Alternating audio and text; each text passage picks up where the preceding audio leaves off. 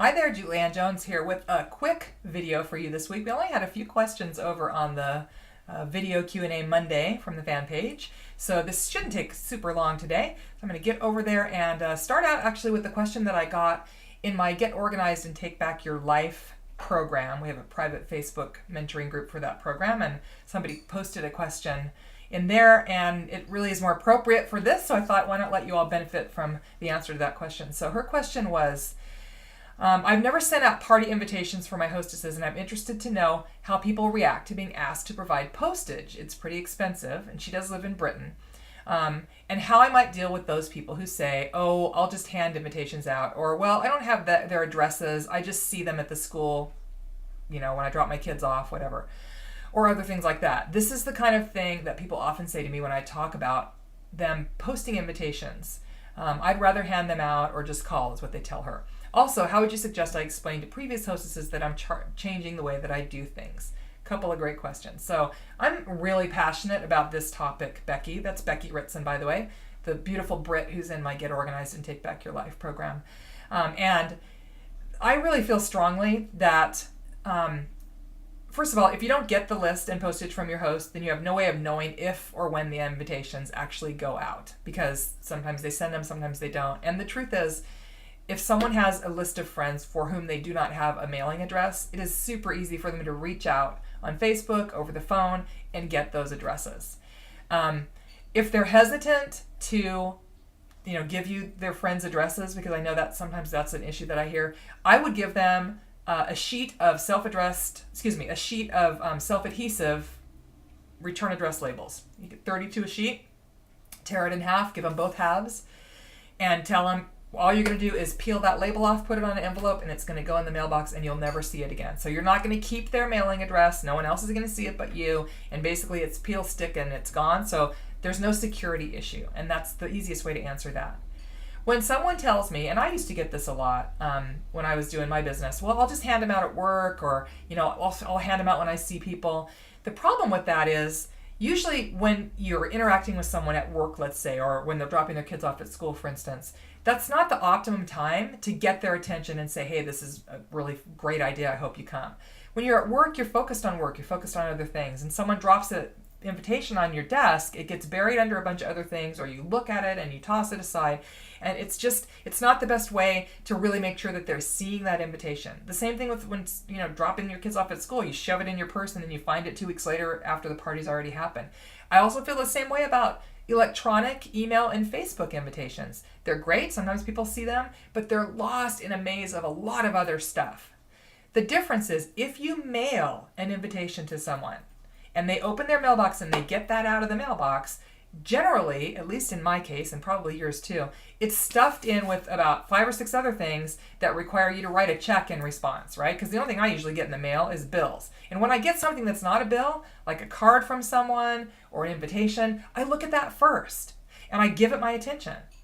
So it's really important for you to remember that concept that, yeah, you can hand it out, or give it to someone at work or whatever, but they're not really going to pay as close attention as if you mail it. And if they're, persistent about that, I would always say, that's perfect. I'll provide you with extra invitations.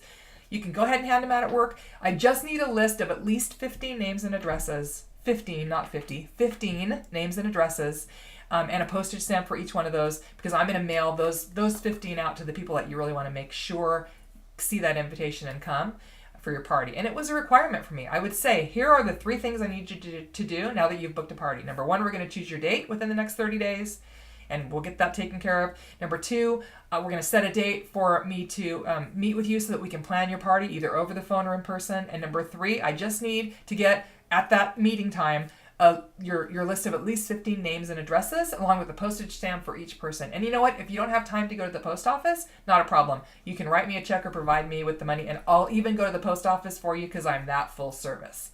That's the language I used. It was very intentional. There was no asking about it. It was telling them what they needed to do.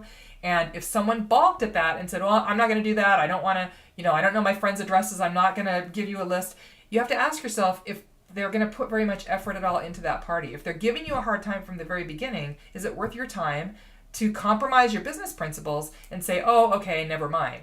Usually when I did that, I was disappointed. And in fact, one time I did it and I showed up and the host literally had taken the beautiful invitations I printed out for her and I found them in the garbage when I went to throw my gum away before I started her party. True story.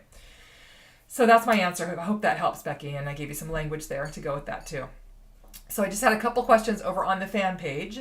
One from Tina Mulliner, I think is how you pronounce it. I was curious what you think about following up with people for bookings and opportunity calls way after your first contact. Follow-up is a weakness for me. You're not alone, Tina. And I'm working on it. I have multiple contacts from last year that I failed to follow up with. Any suggestions would be appreciated. Thanks for all you do. Boy, is that ever true, Tina. Most of us are not all that great at follow-up. It's not our most, looked forward to favorite activity in our business. And I have a standard answer for this problem because it comes up a lot. You say you'll call someone, you get their information, you lose it or you put it off, it never happens, and 6 months later or a year later, you find that contact and you say, oh my gosh, I never followed up. I'm so embarrassed. So I'm a big believer in just being authentic and honest, naming the elephant in the living room and picking up the phone, and when they answer saying, hey Tina, it's Julianne Jones. I'm so embarrassed. I literally have picked up the phone 3 times to call you and hung up from just sheer embarrassment because I don't know if you remember me, but we met last year. I promised I would follow up. I had every good intention of calling you, and then life got in the way. I misplaced your information. I never called, and here I am right now. And so if you hang up on me, I'll totally understand, but I just felt like I had to follow through and be of my word and at least call you, even though it's a year late. So I really apologize for that. Something like that, so that you're just totally open and honest and authentic. Maybe you met them at a trade show and that file got misplaced with all the contacts in it, or, maybe life got in the way. And, this is a true story. I went to the DSA convention last June, right as my husband had just been re-diagnosed with stage 4 cancer, and we were dealing with all that. And I was there to network, and I got some great contacts for potential trainings for me for this year. And again, I had every good intention of following up, and we just had such a horrific summer, and there was just a lot on my plate, and I didn't. And so when I emailed them all about 3 weeks ago, and also called, and I ended up leaving messages for all of them because they're busy people, but the message I gave them was, hey, I'm really sorry. My husband has stage 4 cancer. We've been dealing with all that entails, and I totally dropped the ball on this, and I hope you don't think I'm a flake. This is not how I normally operate. It's just that my life has been a little crazy. And, everybody responded and said, first of all, we've already hired trainers for this year, which, is a blessing for me right now because, I'm still dealing with that, and it's good that I'm not doing a lot of traveling and training this year. But thank you so much for your honesty. Totally understand. We're praying for you and your husband. So the more honest and authentic you can be, I think the better. And then the other question I got is from my buddy Edna Smith, who is also in my Direct Sales Virtual Academy. She says, I'm working on prioritizing money-making activities this week. I tend to get lost in the details, and I think that all activity ultimately leads to making money in my business. How do you identify what tasks truly belong in this category?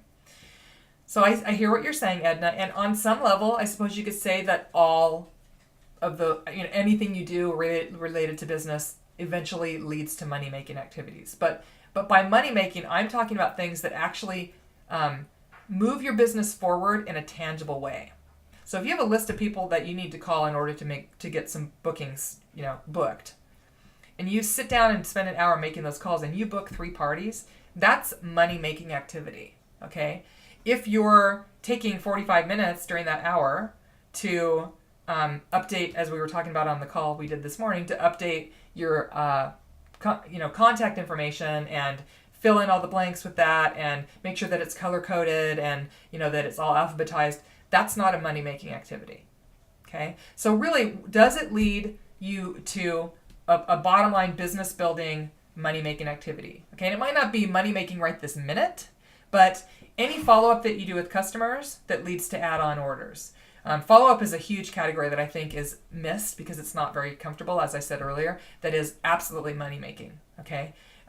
If you're taking the time to go through and rework your presentation and make it more interactive and fun, that's going to be money-making because eventually that's going to lead to more booking, sales, and sponsoring results from your parties. Okay, so ask yourself, is this actual activity, the outcome of this, going to be money-making? And the truth is, checking email and sorting through that mailbox is not money making. It doesn't mean you don't have to do it, but it's not considered money making. Okay, checking Facebook or interacting on a Facebook group, not money making necessarily. Okay, so hopefully that helps.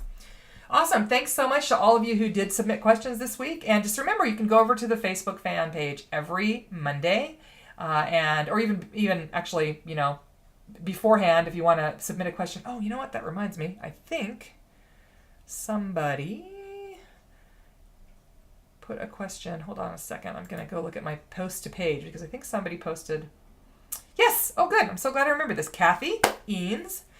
One topic I've never heard you speak about or may have missed in the past is the subject of leaving your company for another. Do you have any ideas, tips, advice for starting over? What are the signs it's time to leave your long-term company? When do you know your company's no longer serving you? And when should you just hang in? I know it's a personal decision, but I thought you might have some advice. That's a really great question. And she actually just posted that. The reason I remembered it, she posted it to the page, and it was just kind of sitting over there waiting for me. So Kathy, that's it's really touchy. I mean, I know that I had a lot of Leah Sophia friends and clients who were very affected by the closing of that company. And I will say that I saw the writing on the wall, and I actually had a client who I said, you might want to start looking around.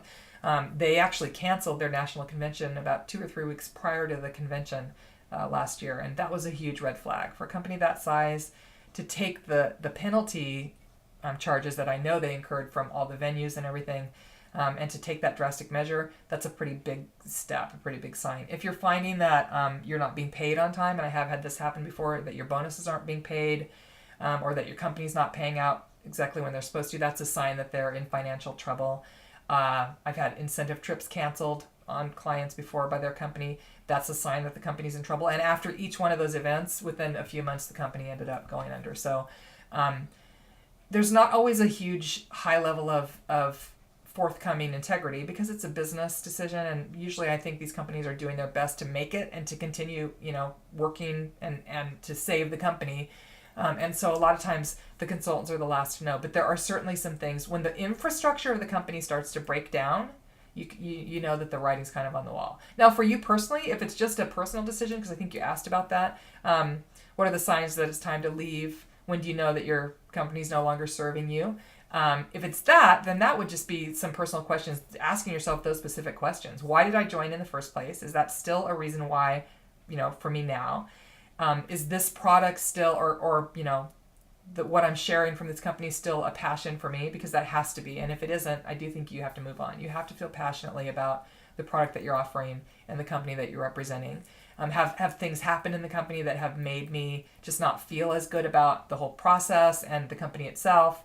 Or maybe is it time for me to transition to a product that fits better into my life right now? So if you're selling children's books, for instance, and when your kids are young and now your kids have grown and gone, and you don't really have the passion for that anymore, is it time? I'm not saying that would happen, but just as an example, is it time then maybe to transition to something that's more relevant to you and who you are right now? Because I do think that whole passion piece really is important, and it starts there. I'm so glad I remembered that. Thanks for the question. So yes, you can post your questions on the timeline of my Facebook fan page. That's that's facebook.com/Julie Ann Jones Inc. And that's Ann with an E. And I will answer them in this format. I'm going to be posting it every Tuesday morning. And so you can come back and get my personal take on your issues or questions. And all of the places where I am online and social media are below this video. And so please feel free to connect with me, Pinterest, LinkedIn, Twitter, Facebook, all those places. And I'm looking forward to our connection. And also make sure that you are on my mailing list, because we send out an e-zine every Friday that has great tips and the weekly blog post as well as some inspiration. Hope you're having a fabulous day, and I will talk with you next week.